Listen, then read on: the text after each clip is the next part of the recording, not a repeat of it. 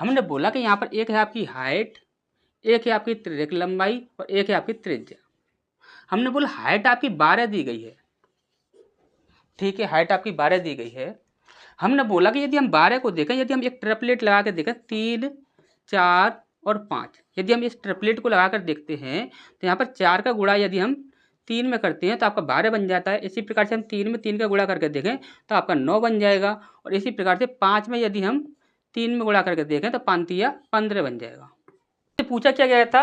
वक्र पृष्ठीय क्षेत्रफल पूछा गया था।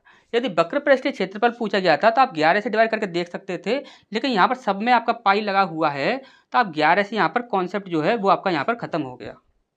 इसके बाद हमने बोला यहाँ पर त्रिज्या और लंबाई, ये दो चीज़ों से हम यहाँ पर चेक कर सकते हैं। तो आपने बोला सर त्रिज्या कितनी है? तो त्रिज्या हमारी यहाँ पर 9 बन रही है।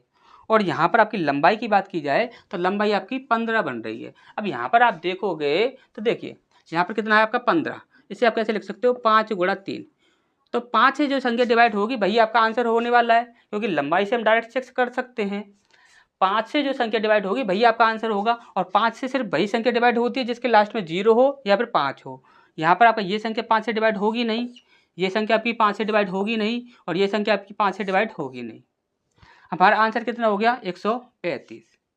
अब बहुत सारे बच्चे देखिए, अभी हम इस प्रश्न को हम ऐसे ही छोड़ दें, इसी प्रकार से यदि हम छोड़ दें ना तो अभी बहुत सारे लोगों के कमेंट आएंगे, और कमेंट में पता है क्या लिखा होगा? कमेंट में यही लिखा होगा सर जी आपने 3, 4, 5 की ट्रिपलेट ले ली, 3, 4, 5 की जो ट्रिपलेट होती है तो वहाँ पर आप ये भी तो ले सकते थे 5, 12, 13, 5, 12, 13 भी तो ले सकते थे, क्योंकि यहाँ पे त्रिज्या जो है वो 5 हो जाती, हाइट जो है वह 12 हो जाती, और लंबाई जो है वह आपकी 13 हो जाती। इसे भी तो आप ले सकते थे। अगर आप इसे ले सकते थे तो यहाँ पे त्रिज्या कितनी बन रही है? आपकी 5 बन रही है। हमने बोला फिर से आप 5 से चेक कर लो, त्रिज्या से आप चेक कर सकते हो, लंबाई से भी चेक कर सकते हो। यदि आप त्रिज्या से चेक करते हो तो यहाँ पर देखिए 5 से डिवाइड होने वाली सिर्फ फिर भी एक ही संख्या है, वो कितनी है? 135। तो यही हमारा आंसर होगा।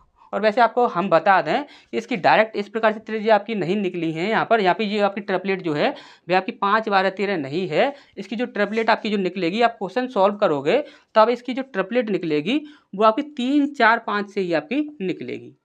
ये चीज़ याद रखना, क्योंकि यहाँ पर हमेशा ही डायरेक्ट कभी भी बहुत ही कम ऐसा चांस होता है जब वो डायरेक्ट आपको ट्रिपलेट दे देता है। लेकिन देखिए 3, 4, 5 वाली तो डायरेक्ट आपको काफ़ी ज़्यादा देखने को मिल जाएगी, लेकिन 5, 12, 13 वाली आपको बहुत ही कम देखने को मिलती है। तो यहाँ पर हमेशा ही याद रखिएगा 3, 4, 5 से जो भी आपकी ट्रिपलेट बनती हैं वो सबसे ज़्यादा बनती हैं आपकी, ठीक। और यहाँ पर इस क्वेश्चन में भी आप जो ट्रिपलेट बनाओगे वह आपकी 3, 4, 5 से ही आपकी बनने वाली है, ठीक।